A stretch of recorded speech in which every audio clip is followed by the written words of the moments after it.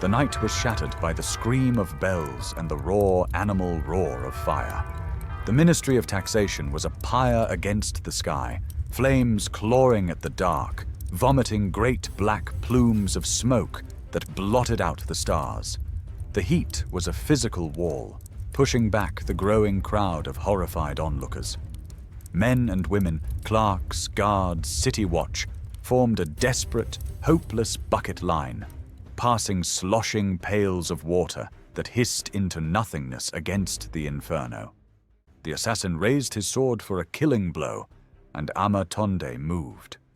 In one swift motion she leapt from the wagon, pulling out a dagger from under her sleeve. Not with the flourish of a warrior, but with the lethal precision of a surgeon. She didn't yell, she simply turned and hurled it. The blade sliced through the air with a soft whisper and sank deep into the temple of the unsuspecting lead assassin. "Now! Engage!" she hissed. The archer loosened his arrow. It sliced through the night air, a streak of vengeance. Its target was an assassin closing in on a defenseless Ama Tondé. Time seemed to stretch as the arrowhead grazed the assassin's cheek with shocking intimacy, slicing a clean, deep furrow before vanishing into the darkness.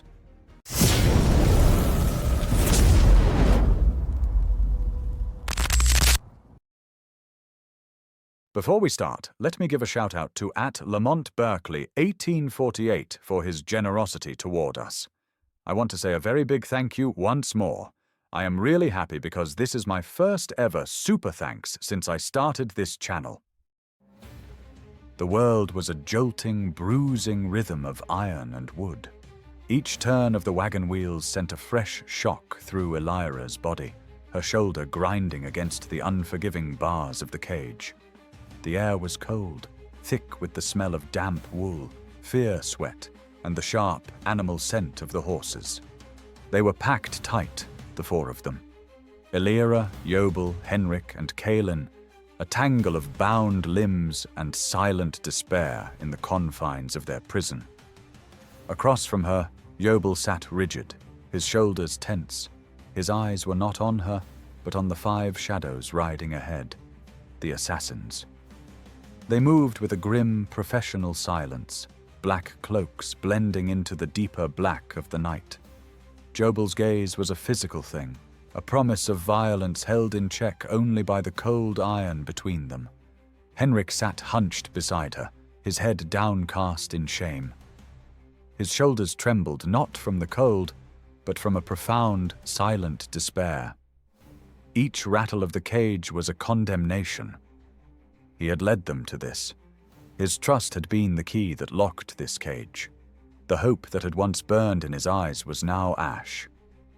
Kaelin huddled beside Yobel, her breathing shallow and fast. She had given up testing the ropes around her wrists, the skin beneath raw and weeping. The sting was nothing compared to the deeper wound of betrayal, a cold knot of disbelief tightening in her chest. Her eyes, dark and unreadable, were fixed with lethal intensity not on their captors, but on Ama Tondé, the woman driving the wagon. She held the reins loosely in her hands, a silhouette of elegant menace against the moon-washed landscape. Her posture was relaxed, almost regal, as if leading a royal procession rather than a funeral march for the kingdom's last hope. Every so often, she would glance back, her sharp eyes scanning the cage to ensure her prized cargo remained secure. The look was not one of malice, but of cold, professional satisfaction. They rode in silence for a while. The only sounds were the relentless crunch of hooves on the dirt road, the creak of the carriage, and the occasional jingle of a harness. The silence was a weight, pressing down on them, filled with everything that could not be said. Then, the leader of the assassins, a man with a voice like grinding stone. He slowed his horse to fall back alongside the wagon, addressing Ama without looking at her. "This is a risk. We were told to end it, quickly, quietly." Ama didn't turn her head. Her voice, when it came, was a whip crack of authority, soft yet absolute. "And you think a ditch in Darai is what he would truly want?" After all this? After the trouble they've caused? She finally cast a sidelong glance at him, her expression one of icy contempt. He wants to see the light leave her eye himself. He wants to make an example of the guard who stood by her side. My routes are secure. My methods are certain. Or do you question my understanding of Lord Marcoret's desires? The assassin held her gaze for a long, challenging moment. But Ama's will was a stronger force. With a grunt, he kicked his horse forward, rejoining his men. The exchange was over, the unspoken order clear. She was in command. Inside the cage, the exchange was heard. A fresh wave of helpless terror washed over Henrik. Jobel's jaw tightened until Elira feared his teeth would crack. She closed her eye. She could feel the cold of the metal bars seeping through her clothes, a preview of the cold that awaited her in the capital. She saw not the dark road, but the throne room. Then Marcoret's smiling face, Celine's triumphant glare. The people's hope, so briefly won in the market square, would die with her in some dank, private chamber. The wagon rolled on, suddenly jolting them all violently when it hit a deep rut. For a single heart-stopping second, the iron lock on the cage door rattled with a promise of weakness. Then the moment passed. The lock held, crushing the captive's hope. The wheels kept turning, carrying them deeper into the dark, the sound of its passage swallowed by the vast, indifferent night. The Hall of Valor was a monument to silence and stone, its high arches swallowing all but the most determined sounds. Sanavi's boot heels were one of them. Each step was a sharp, percussive report against the marble, a sound that commanded the space and the men within it. Guards stationed along the corridor snapped to attention as she passed, their eyes fixed forward, their posture rigid. She did not acknowledge them, but with each one she passed, she felt a grim pulse of satisfaction. These were her men. Men forged in discipline, loyal to the crown, to the institution she embodied. Men she was certain would break before they bent. The secret war council with Ijara and Tavora had birthed quite a few plans, one of them being to secure the army. A king could not rule without one, and a usurper could not be stopped without one. Before a single subpoena could be issued or a legal trap sprung, she must carry out a silent, surgical strike. A purge in disguise. So under the bland, unassuming guise of a routine review of palace security protocols, she and a handful of her most trusted officers had begun a secret loyalty audit. Every captain, every sergeant, every guard with a key post was interviewed, their allegiances probed with subtle, precise questions. She learned to read the flicker in a man's eye at the mention of Marcoret's name, the subtle shift in posture when the regent's policies were mentioned. She identified the steadfast, the ambitious, the corruptible. Those with questionable loyalty were not arrested or dismissed.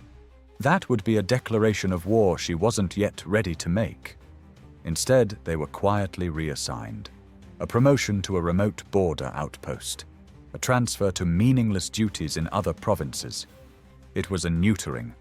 A slow, methodical draining of the poison from her own ranks, leaving only the strong, loyal blood behind.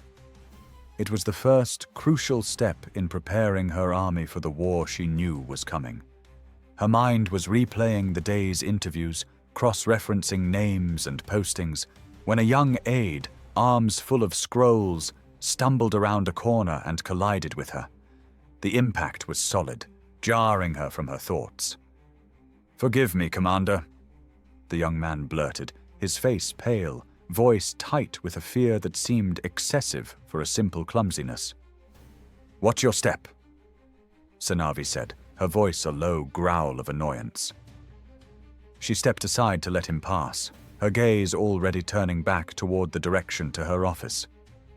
The aide quickly gathered his parchments, bowed profusely, mumbled another apology, and scurried past her, his footsteps pattering frantically down the staircase. Sanavi took a step to continue her journey when a glint of parchment on the floor caught her eye. It must have fallen from the aide's grasp. With a sigh of irritation, she bent and picked it up, unfurling it with a quick, practiced flick. The first line struck her like a physical blow. "I have the crown princess." The world narrowed to those 5 words. Every sound in the hall, the distant murmur of voices, the faint clink of armor from a post down the corridor, vanished. Her head snapped up, her gaze piercing the dimness of the stairwell. The aide was gone. She moved. In a heartbeat, she was flying down the stairs, her cloak whipping behind her. She hit the bottom landing, her eyes scanning the corridor, empty. She sprinted to the intersection, looking left then right. Nothing but the endless, silent march of torches in their sconces. He was gone, vanished as if he'd never been. For a wild, frantic moment, she considered locking down the entire complex, sealing every gate, turning over every stone. But the thought died as quickly as it came. This was a message, delivered in secret. To act openly would be to play into the sender's hands, to announce her vulnerability and alert the sender that she had taken the bait. It would tell Makore, if he was behind this, that she was reacting. Gripping the parchment as if it were a venomous serpent, she turned on her heel and retraced her steps, taking the stairs 2 at a time back to her office. She slammed the door shut, the sound a gunshot in the quiet room. Leaning against the heavy wood, she unfurled the missive completely. Her eyes devoured the message. It was brutally precise. It gave coordinates deep within the southern forests, a date and a time. The instructions were clear. A squad must be at that exact location at that exact moment. No sooner, no later. It was a trap. It had to be. And yet, the alternative, to do nothing, to risk the claim being true, was unthinkable. Her mind, trained for decades in tactics and deception, analyzed the move. This was not Makore's style. He preferred quiet knives in the dark, not brazen messages. This was something else. An unknown player, a potential ally setting a test, or a more cunning enemy laying a more complex snare. The risk was monumental, but the potential prize, Elira. A grim resolve settled over her. She would play, but she would play with her own pieces, her own rules. Striding to her desk, she pulled a fresh piece of parchment, the fine watermarked paper of the commander's office, and selected a quill. Her handwriting, usually a model of precise efficiency, was sharper, darker, the ink biting into the page. Deploy to the coordinates below. Observe absolute timing. Observe, identify, and secure. Engage if necessary. Priority is the safe extraction of the royal personage if they're in. All other objectives are secondary. She did not sign it. She melted a drop of black wax and stamped it not with her official seal, but with a signet ring that bore not a hawk, but a single, unblinking eye. She rolled the scroll tightly. A single sharp whistle brought a lean, grim-faced woman from an antechamber. Sanavi handed her the scroll. No words were exchanged. None were needed. The woman nodded once, tucked the message into her tunic, and vanished back into the shadows. Sanavi stood alone in the center of her office, the anonymous, threatening missive still in her hand, her thumb tracing the stark, inked words. "I have the crown princess." A trap. Could be. But for whom? She would have her answers, and then she would have her war. The air in the royal court was thick enough to choke on. The sunlight that streamed into the chamber through the windows brought no warmth. All eyes were fixed on Lady Tavora, who stood in the center of the chamber with the unshakable calm of a deep-rooted tree. Her voice, clear and precise, had just fallen, announcing yet again the return of the crown princess. The silence it left behind was deafening. "It is my duty as keeper of records and royal decrees," she continued, her tone devoid of any inflection that might betray her true intent, to ensure all affairs of the realm are in perfect order for the Crown Princess's review. Therefore, under the precedent of the Edict of Preparatory Review, I formally initiate a comprehensive audit of realm security expenditures. I request—" She paused, her gaze shifting to land like a weight upon Lord Woober. "All financial records from the Office of Taxation pertaining to military, royal guard, and all other security-related budgets for the past 5 months. As per the Law of Sovereign Continuity, Article 17, this information must be made available to my office to prepare for the Sovereign's return." The silence shattered into a wave of hissed breaths and muttered disbelief. Lord Woober, Minister of Taxation, went pale. His eyes, wide with panic, darted first to Macaret, then to the dais. Celine shot to her feet, the regent's circlet glinting with her violent, sudden movement. "This is highly irregular!" Her voice was a whip crack, slicing through the stunned silence. "Such a sweeping motion should have been brought to my notice first. I am the regent. You do not get to make such declarations without my consent." From his place among the council, Macaret rose, a picture of measured concern. "Her Highness is correct," he said, voice a smooth, calming oil poured over turbulent waters. "Due process exists for a reason. This seems a precipitous action, Lady Tavora. I must second the Regent's concern and advocate for this motion to be halted until its full implications can be reviewed." A rumble of agreement came from the council members whose loyalties, or debts, lay with them. It was then that High Minister Elira stirred. He did not stand. He merely leaned forward, and the room stilled to hear him. His voice was like stone grinding against stone, slow and inexorable. "Lady Tavora requires no one's permission to perform the duties explicitly outlined for her office," he stated, his words leaving no room for argument. "She is not initiating a new policy." The Edict of Preparatory Review is clear. The Keeper of Records has not only the right, but the duty to order such an audit in preparation for a sovereign's return. To suggest the Regent has the jurisdiction to halt the Keeper of Records from preparing for the Crown Princess's return. He let the sentence hang, his ancient discerning eyes moving from Celine to Macaret. Implies there is something to hide. His eyes shifted to Woober, pinning him in place. "Is there something to hide, Lord Woober?"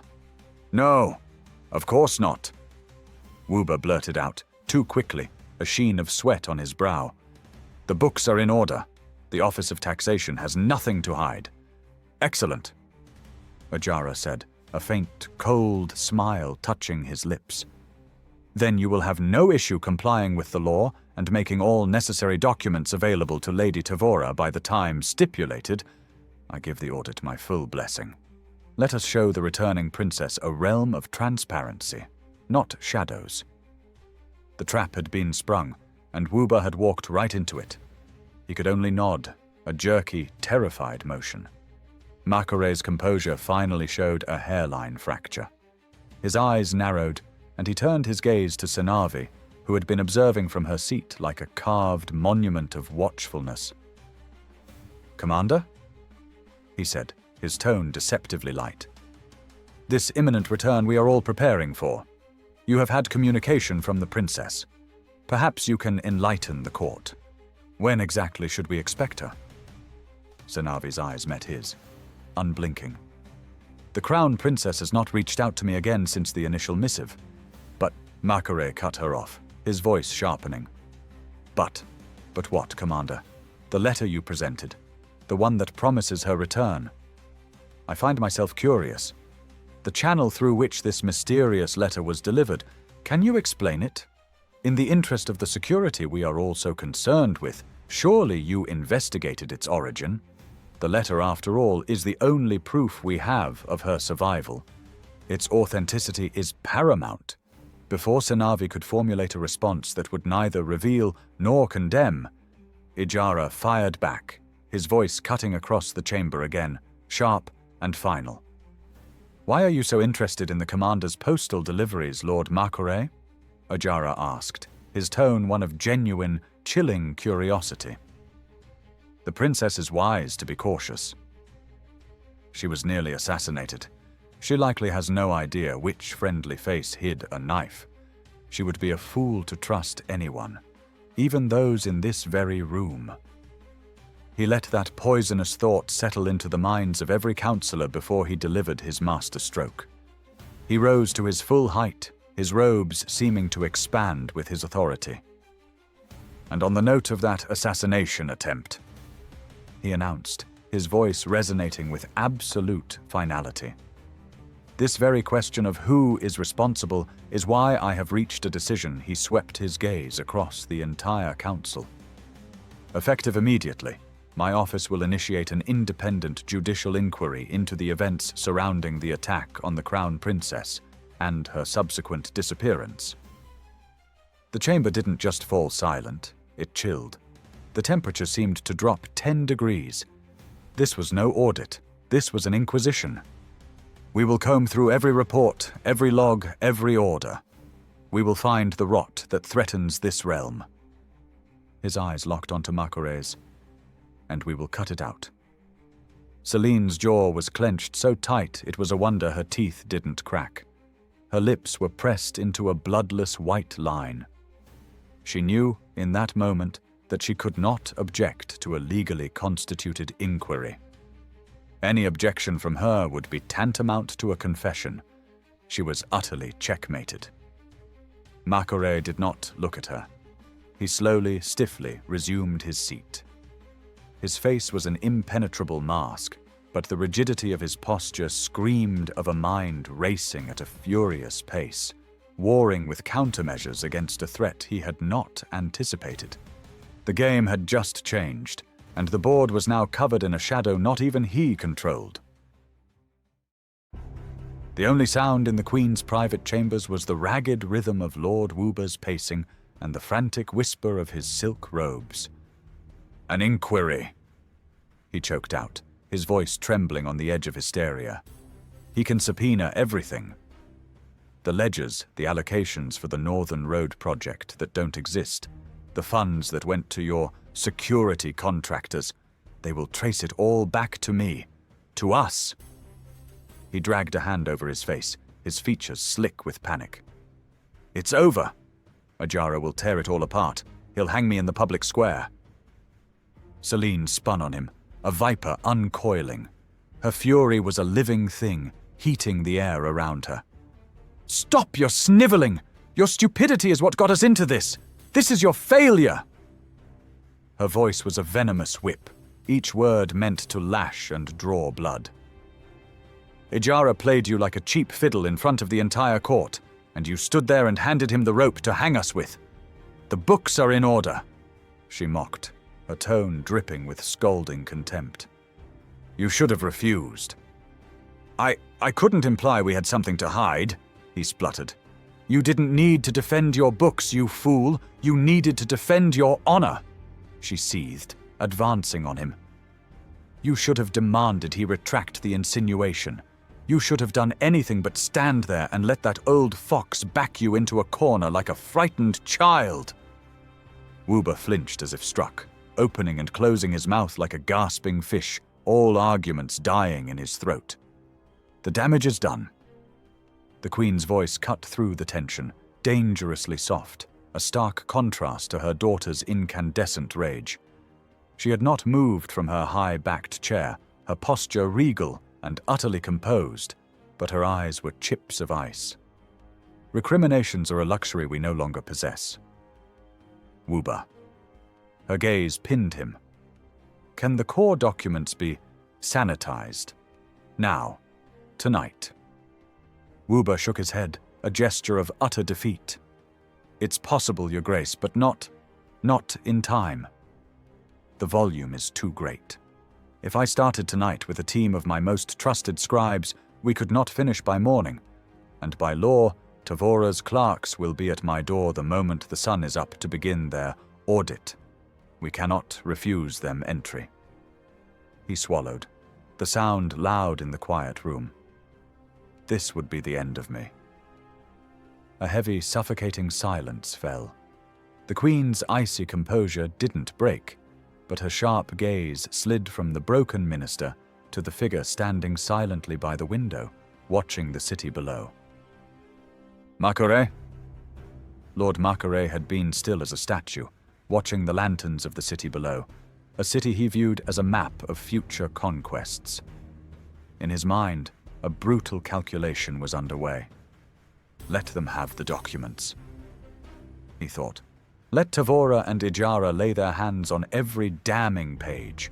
Let them expose the corruption, the theft, the conspiracy for all to see. It would create the perfect chaos, the perfect justification. The people would riot, the nobility would turn on each other, and the realm would tear itself apart. Then, and only then, my army marches in not as usurpers, but as restorers of order. We burn the monarchy to the ground and build a new order from the ashes. But he could not say that. Not here. Not to them. The Queen's suspicion was a palpable force in the room. He needed to play his part, to offer a solution designed to be rejected. He turned from the window, his face a mask of thoughtful concern. The documents are no longer the point. Ijara doesn't need to prove treason in a court of law. He only needs to create enough smoke for the entire kingdom to believe there is a fire. The inquiry itself is the weapon. It will legitimize every rumor, turn the nobility against us, and give Senavi the public mandate she needs to move openly against us. He paused, letting the grim assessment settle.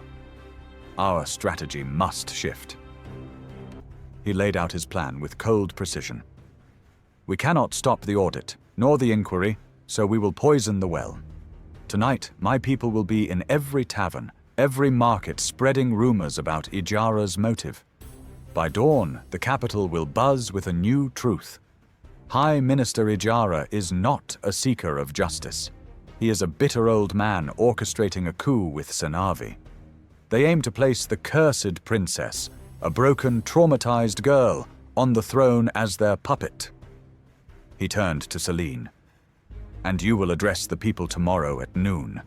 You will be the strong leader, the victim of this deep state plot. You must be the face of stability. A cruel, eager smile played on Celine's lips. Then we place Ijara under house arrest. For his own safety due to the threatening climate. We cannot have the head of the judicial order harmed by an angry mob, can we? That will not work. The Queen's rebuttal was immediate, flat, and utterly dismissive. She did not look at her daughter as she stated a simple, cold fact. The people do not like you, Celine. They fear you. They resent the taxes, the hardship your regency has brought them. Right now, they would likely prefer the cursed princess return because, in her brief time, things were better for them. Your face on a balcony, decrying a plot, will only fuel their belief in them. The rumor would not work in our favor. It would make you look desperate. Makore held her gaze, his expression unreadable. Inside, he was pleased. Her rejection was a step toward his preferred outcome. Chaos. He gave a slight, conceding shrug. If you believe it is untenable, that is all I can think of at this moment. The Queen's eyes, sharp and assessing, lingered on him for a heartbeat too long before they slid away and settled on the terrified Wuba. Then we do not give them anything to find, she said, her tone shifting to one of chilling finality. While Ijara and Tavora are drafting their subpoenas and feeling triumphant, we will be 10 steps ahead.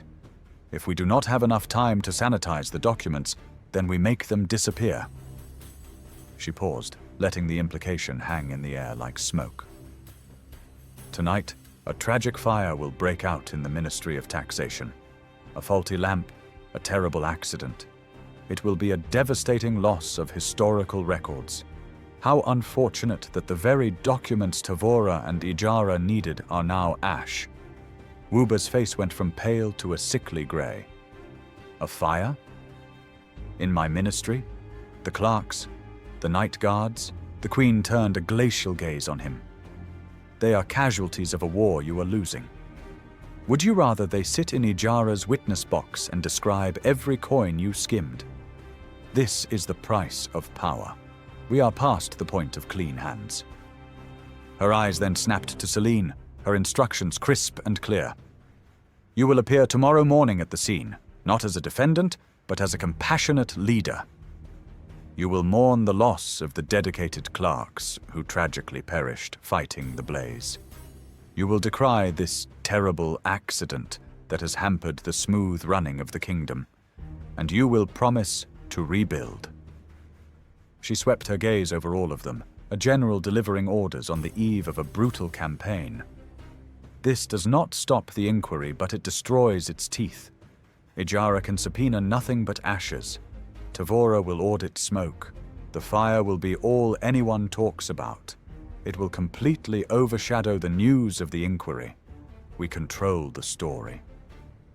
Celine was silent for a long moment, absorbing the brutal, ruthless genius of it. A slow, grim nod of agreement. It is brutal, but it is clean.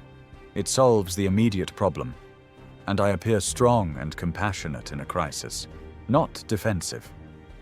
Across the room, Lord Marqueret offered a slow, approving nod. A masterful move.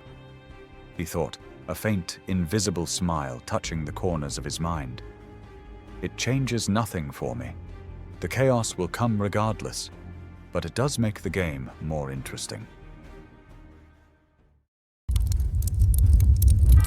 The night was shattered by the scream of bells and the raw animal roar of fire.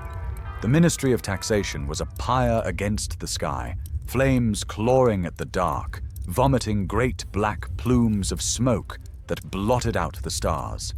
The heat was a physical wall, pushing back the growing crowd of horrified onlookers. Men and women, clerks, guards, city watch, formed a desperate, hopeless bucket line, passing sloshing pails of water that hissed into nothingness against the inferno. Their faces were masks of soot and terror, illuminated in hellish flashes by the consuming blaze. A young clerk, his fine robes smoldering, stumbled from a side door and collapsed onto the cobblestones, retching smoke from his lungs. 2 watchmen dragged him to safety, his raw screams lost in the fire's roar. From a second-story window, a hand appeared, frantically beating at the glass. A face, contorted in agony, pressed against it for a single, horrifying second before being swallowed by the flames within. The window shattered, not from the blow, but from the intense heat, and a gout of fire erupted outward like a dragon's breath. The air itself tasted of ash and cooked stone, and underneath it all, a sharper, sickening scent, the smell of burning parchment, the history of the kingdom's greed, the proof of its crimes, and something else. A veteran guardsman, his helmet discarded, stumbled away from the heat, his arms burdened not with a ledger, but with the limp, small form of a boy who'd been caught running an errand for the clerks inside. The boy wasn't moving. The guard laid him gently on the ground, his own hands blistered and raw. He looked up at the impossible, devouring fire, and his face was not just one of exhaustion, but of a deep, knowing horror. This was no accident. The fire moved with a vicious, intelligent hunger, finding every beam, every archive, every hidden cupboard. This was a purge. Back at the palace, the queen stood at the balcony of her chamber, silently observing. She watched the black plumes of smoke from the fire. She heard the distant cries of men and women present, their shouts almost swallowed by the fire's roar, a sound like 1,000 furnaces devouring the world. She watched for a moment longer as the flames reached higher, ensuring their work was absolute. Turning her back on the hellscape, she melted away from the balcony, lips pulled into a tight smile, knowing that her clean solution was not clean. It was ash and screams and the price of power paid in the coin of the innocent. The world was a monochrome of moonlight and shadow. The wagon's progress was a slow, grinding torture, each jolt a fresh agony against bruised bodies and frayed nerves. They had ridden for hours in the dead of night, the only sounds the crunch of wheels and the snort of the horses. Suddenly, the wagon jolted violently, dropping into a deep rut with a teeth-rattling impact that sent the captives slamming against the iron bars. This time, the sound was different, a sharp, metallic clang, followed by a groan of stressed metal. The heavy lock on the cage door, already weakened by the previous jolt, jarred completely loose, hanging by a single, twisted clasp. Elira, Jobel, Henrik, and Kaelin froze. Their eyes met in a flash of silent, desperate communication. Don't react, don't even look at it. They forced their bodies to slump back into postures of weary defeat, but their hearts hammered against their ribs like war drums. At that exact moment, Ama Tondé turned in her seat, her sharp eyes scanning her prisoners. Her gaze swept over them, and for a heart-stopping second, it seemed to linger on the broken lock.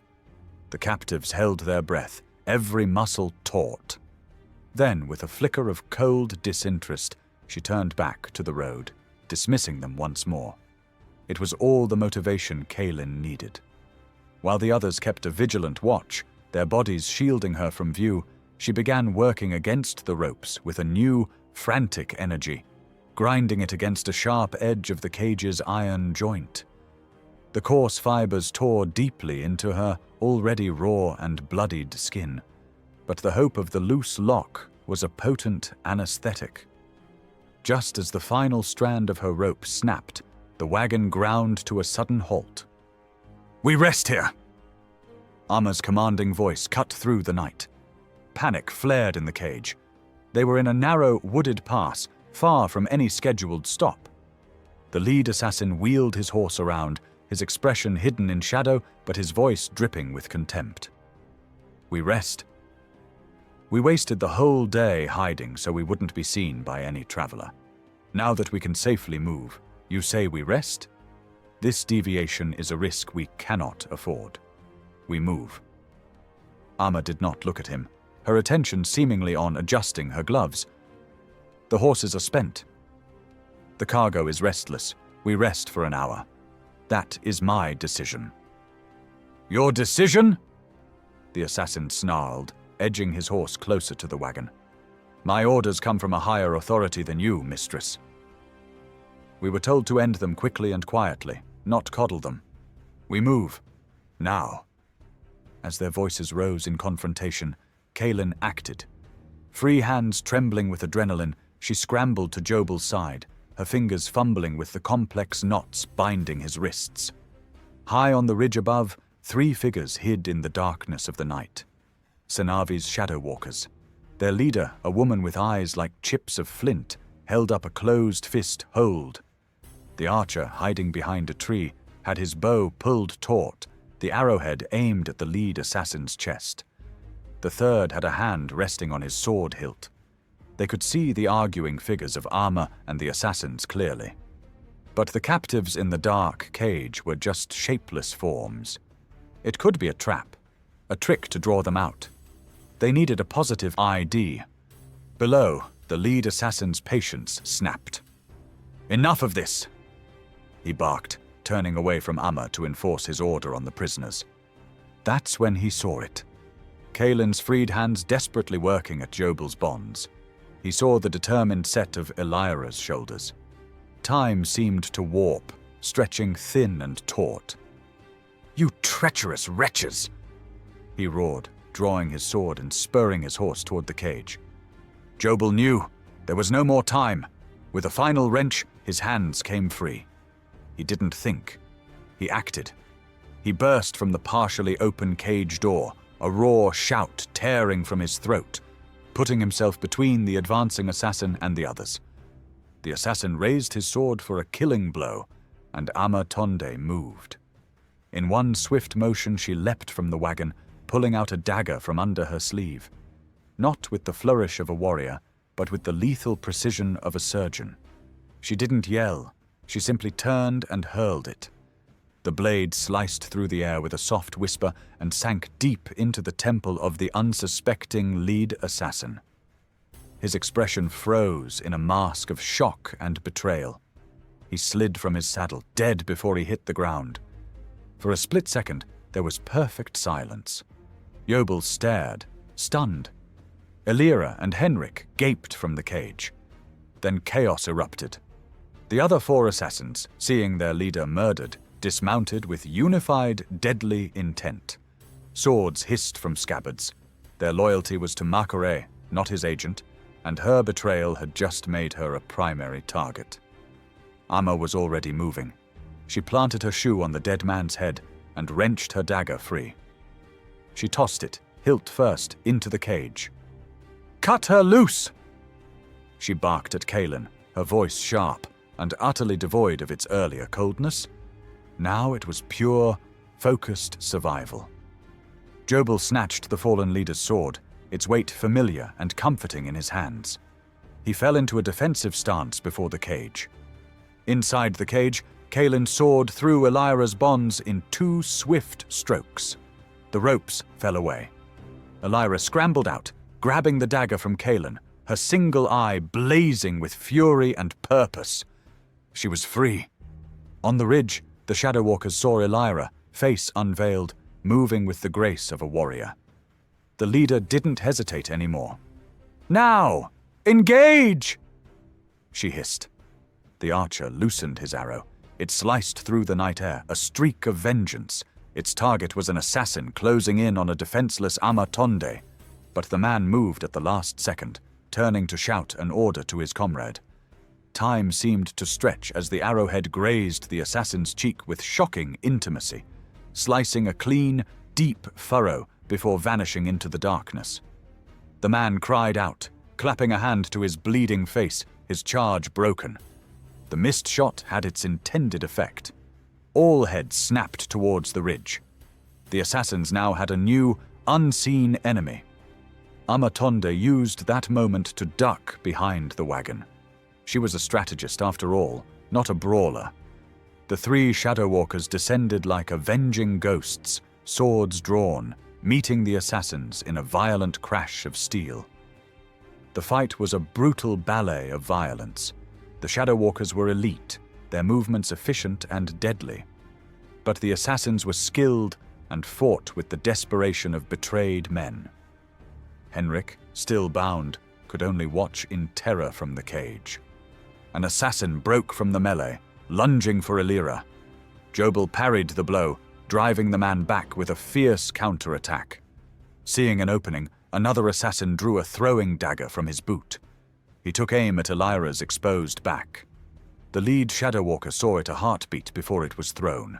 There was no time to shout a warning. She moved on instinct, shoving Elira hard to the ground.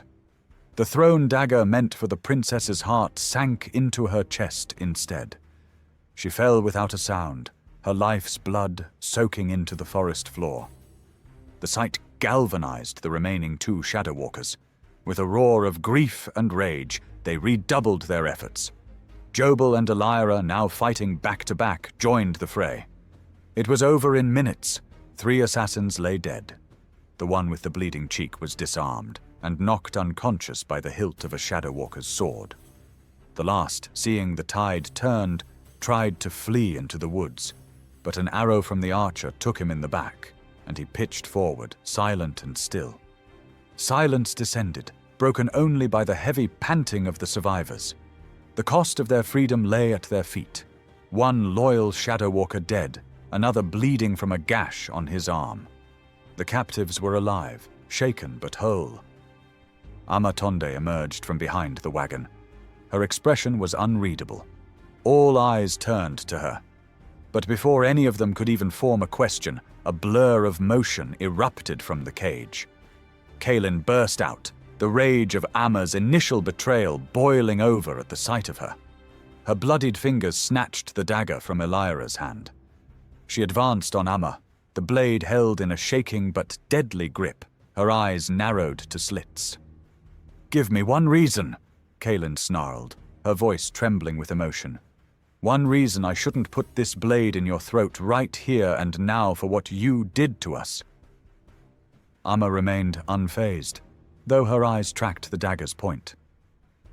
"Because I know you, Kaelin," she said, her voice calm, almost bored. "You are many things. A loyal daughter, a desperate sister, but you are not a killer." The words were a dare. Kaelin's eyes flashed with dangerous fire. Rage clouded her senses.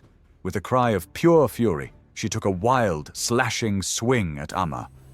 Ama moved with startling quickness, but not quite fast enough. The razor-sharp blade didn't find flesh, but it sliced clean through the fabric of her sleeve, the expensive material falling open to reveal the arm beneath. The close call wiped the placid expression from Ama's face. Her eyes, for the first time that night, widened in genuine surprise. She stared at the torn fabric, then at Kaelin's enraged face. Kaelin's breaths were ragged. She lowered herself into a stance she had seen guards use. "Try again, Ama," she growled.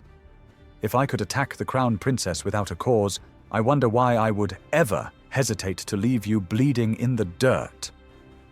"Because," Ama said, her composure returning as she straightened, "I am the reason the rescue squad is here." A memory flashed in her mind.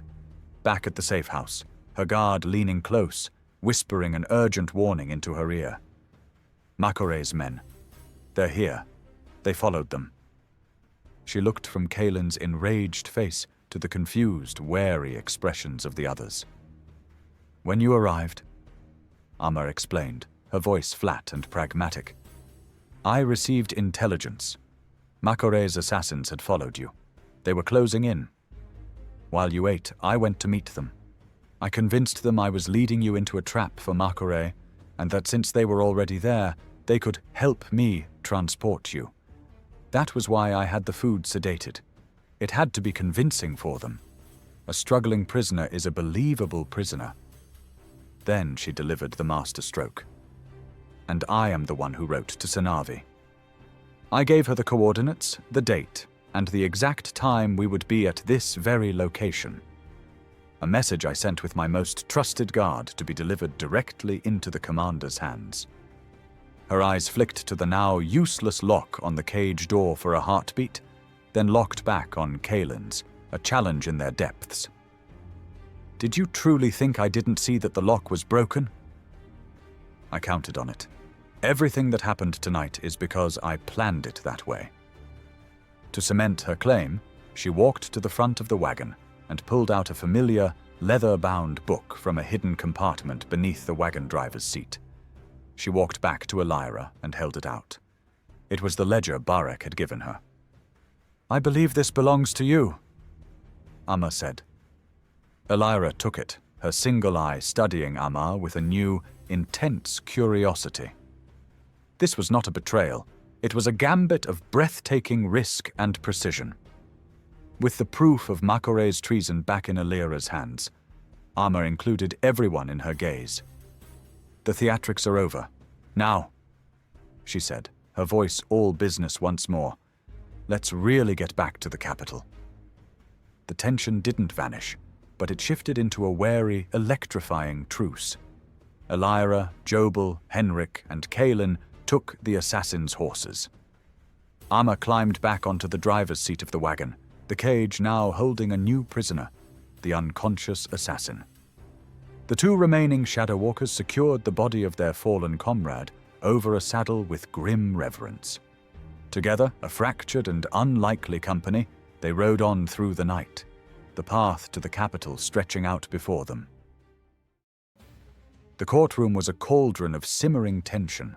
High Minister Ijara stood at its center, a pillar of judicial wrath in a room draped in silk and deceit. His voice not raised, yet cut through the murmurs like a whip crack. "How can you promise to rebuild when we have not found out the cause of the fire?" he demanded, his gaze fixed on the dais, at Celine, who had spent the morning posing as a grieving benefactor amidst the ashes. Before we speak of reconstruction, we must speak of truth and accountability. The regent's first duty is to find the root of this calamity, not to use it for public sympathy. Celine's face was a mask of pained condescension. She sighed, as if dealing with a tiresome, heartless child. "High Minister, must we do this now, while families mourn, while the scent of loss is still fresh in the air? Your demand, while perhaps legally sound, is profoundly insensitive to the human agony this tragedy has wrought. My focus is on the living, on comforting the families of the clerks who burned alive in that building, not on a cold, clinical inquest." Ijara did not flinch. He took a step forward, his voice dropping into a lower, more dangerous register that carried to every corner of the chamber. "This is not an inquest, Your Highness. This is the preservation of justice, and until a cause is ascertained, I am compelled to declare this fire an act of obstruction against a lawfully constituted judicial inquiry." A gasp rippled through the assembly. A councillor, one of Marcoret's loyalists, shot to his feet, his face flushed.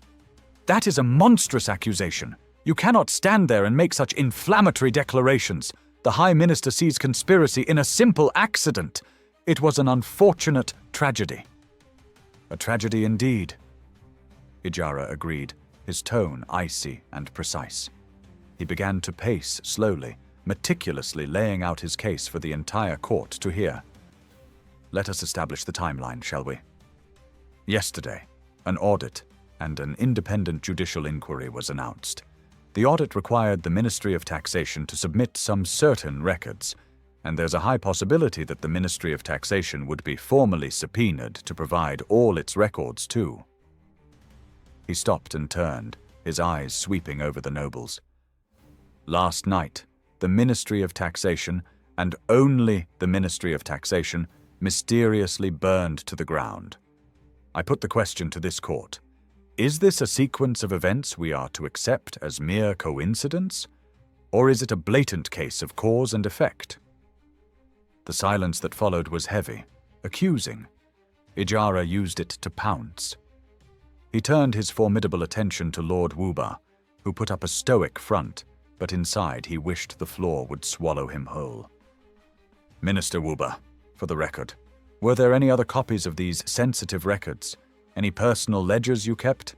Any drafts, any summaries sent to other ministries for review?" Wuba swallowed visibly.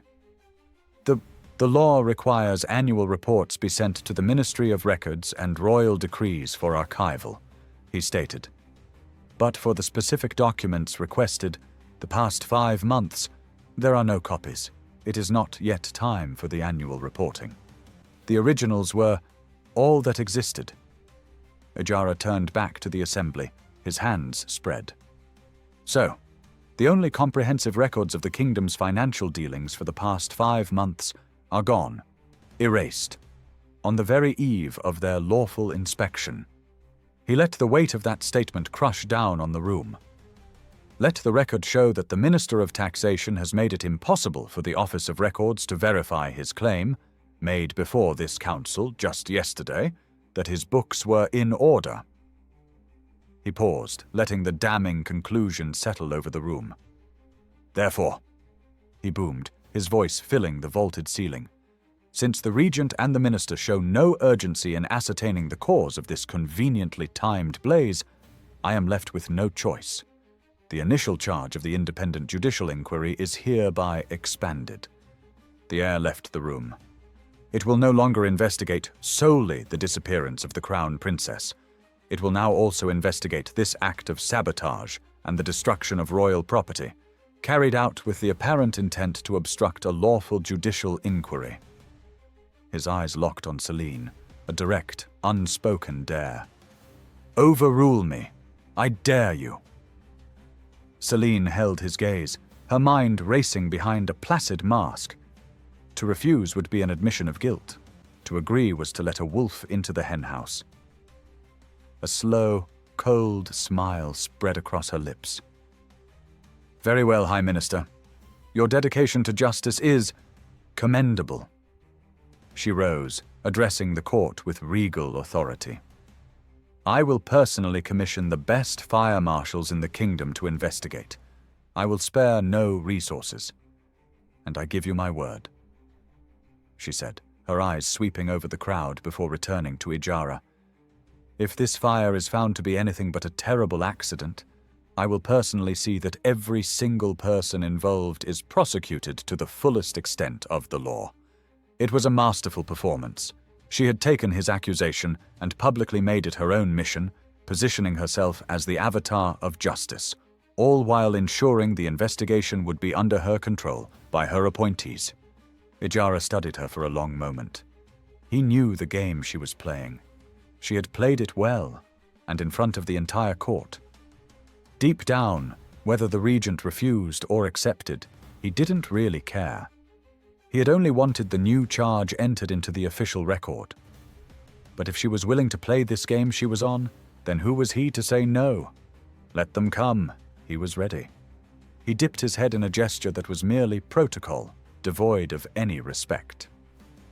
"We await your findings, Your Highness," he said, his tone neutral. Slowly he returned to his seat, the victor of the round. Celine sat back down, her smile fixed in place, but her knuckles were white where she gripped the arms of her throne. The game had just become infinitely more dangerous. The fire in the hearth of Senavi's private chamber did little to warm the chill of frustration that hung in the air. Ijara and Tavora sat in stiff, high-backed chairs, the silence between them heavy with the day's tensions. "Her taking the investigation is a masterstroke of obstruction," Tavora said, her voice low and tight. "She will stall, she will obfuscate, and when a finding is finally announced, you can be certain it will be a report of a tragic accident authored by her own lackeys." Ijara's expression is one of grim patience. "I understand what she is doing. Let her. Let her present her neatly packaged lie to the court. Let her stand before the council and swear on her crown that it was a faulty lamp. Then we subpoena every fire marshal, every guard on duty that night. We will thrash their testimony, line by line, until the lie collapses under its own weight. Her victory will be her undoing." Before Tavora could respond, the door opened and Senavi entered.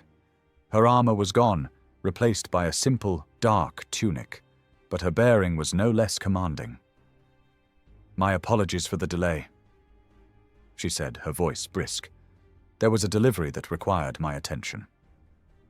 "Please follow me. You need to see this." Exchanging a look of profound confusion, Ijara and Tavora rose and followed her out of the comfortable chamber, down a narrow corridor and into a cold, stone-walled room lined with shelves of preserves, sacks of flour, and barrels of salt. Her food storage. The air was chill and smelled of earth and dried herbs. "Commander, what is the meaning of this?" Ijara began, his deep voice echoing slightly in the strange space. Before Senavi could answer, 4 of her trusted household servants entered, straining under the weight of a long, heavy wooden crate.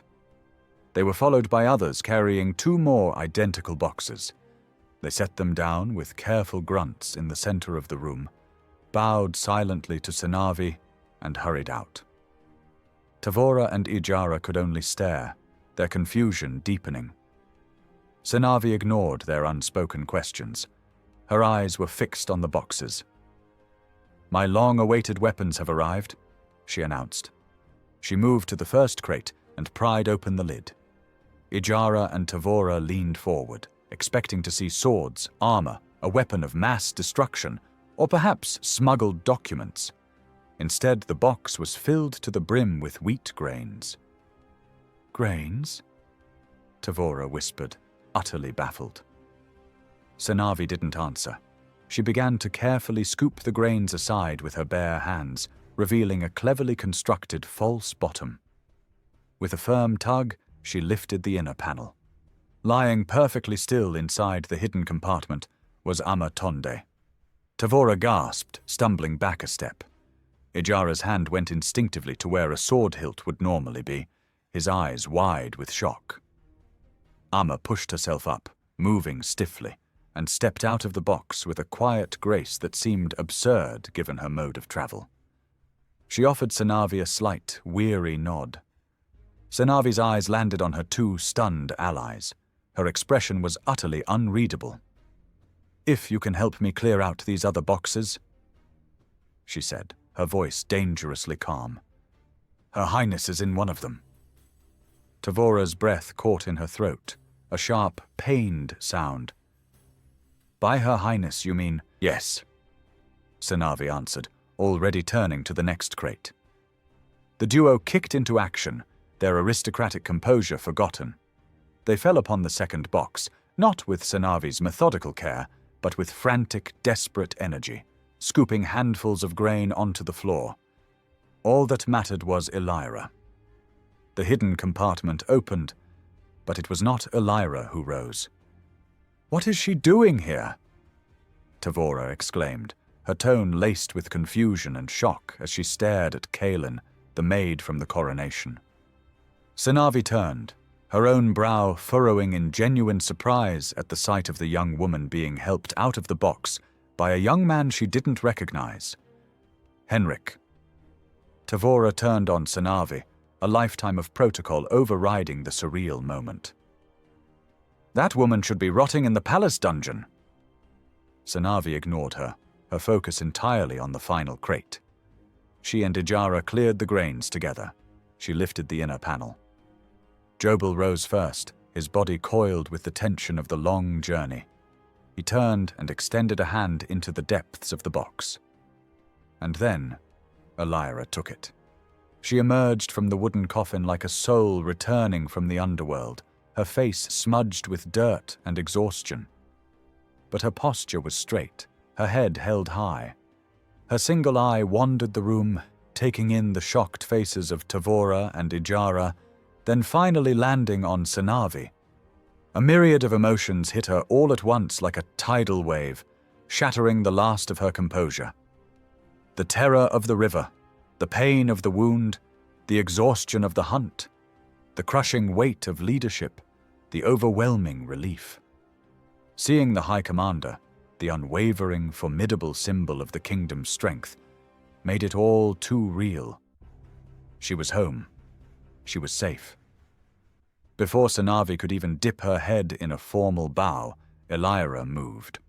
She crossed the space between them in 3 swift steps and engulfed the commander in a tight, desperate embrace. Sanavi froze, her body rigid with a lifetime of military discipline and personal isolation. She stood statue still for a heartbeat too long, unsure what to do. Such a thing was unheard of. But then she felt it, the violent, silent shudder that racked the young woman's frame, the hot tears soaking into the shoulder of her tunic.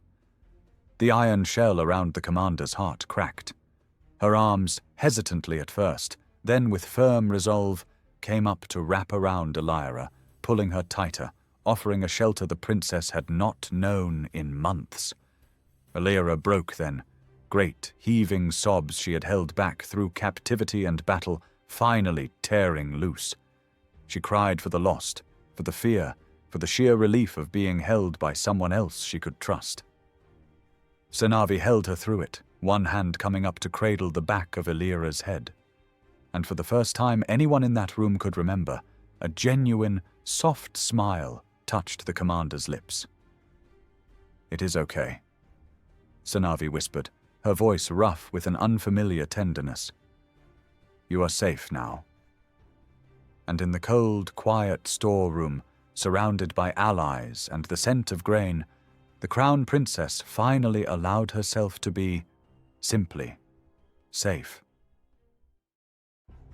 The air in Sanavi's war room was thick with the weight of shared secrets and the scent of old parchment and oiled steel. Around the heavy round table, an unlikely council had gathered. Sanavi, Ijara, and Tavora, the kingdom's defiant triumvirate, sat with Elira, Jobel, Henrik, and Kaelin. Even Ama Tondé had been granted a seat, her presence initially met with icy suspicion from Ijara and open hostility from Tavora until Elira, with a quiet authority that brooked no argument, had assured them she was necessary. With everyone settled, the floodgates opened. Information, once hoarded and hidden, now flowed freely. Elira and Jobel spoke in turns, their voices low and steady as they recounted the horror of the Darai ambush, the cold grip of the river, and their desperate rescue by old Malu. They painted a picture of a province bleeding under the boot of the governor and his wardens, a reality far removed from the polished lies of the capital's court. Henrik's voice shook with a mixture of anger and shame as he detailed the mechanisms of oppression. Taxes tripled on the starving, men conscripted into forced labor for daring to question, and children going hungry while grain was hauled away to line his uncle's pockets. From the other side of the table, the triumvirate laid bare the political battlefield of the capital. They spoke of Celine's cruel decrees, the Queen's silent manipulation, Wuba's financial corruption, and Makore's invisible, tightening grip on every lever of power. The evidence was within our grasp. The judicial inquiry was our key, Tavora said, her voice tight with frustration. But our plan hit a monumental stumbling block. The Ministry of Taxation is now a pile of ash. Every document that could have tied Wuba, and by extension the Queen and Makore, to their crimes, is gone. Not every document, Elira said, reaching into her robes and pulling out Barek's ledger. She placed it on the table with a soft thud. This details the gold stolen from the royal mines, siphoned to Makore's militia camp. Hope flickered in Tavora's eyes. Henrik leaned forward. And my uncle has another, he added. A private one. He keeps it hidden in his office. There's also this red ledger he mentioned would be moved soon. Jobel nodded, remembering the red ledger he saw back at the warden's office. All eyes turned to Ama Tondé. She had been silent, observing, but now she smiled a thin, knowing smile. The red ledger, she said, as if discussing the weather. That is not a provincial record. That is Lord Makore's personal ledger. It moves periodically between every official he has placed in power across the provinces. They record every bribe, every extorted coin, every property seized, and every treasure funneled back to him. He uses it to fund his private army. The rest is laundered through private properties built under false names, making himself the richest and most powerful man in the kingdom, without owning a thing in his own name. She paused, letting the magnitude of this revelation sink in. And now, she continued, her voice dropping to a whisper, that very ledger has completed its circuit and has returned to the capital. It is no longer in some provincial warden's office. It is in Makore's possession, locked away in his most secure study. The entire financial blueprint of his treason is in that book. The room fell silent. They had a damning ledger from Darai, the testimony of a tax collector, and the promise of another from the warden. But Makore's red ledger was the prize.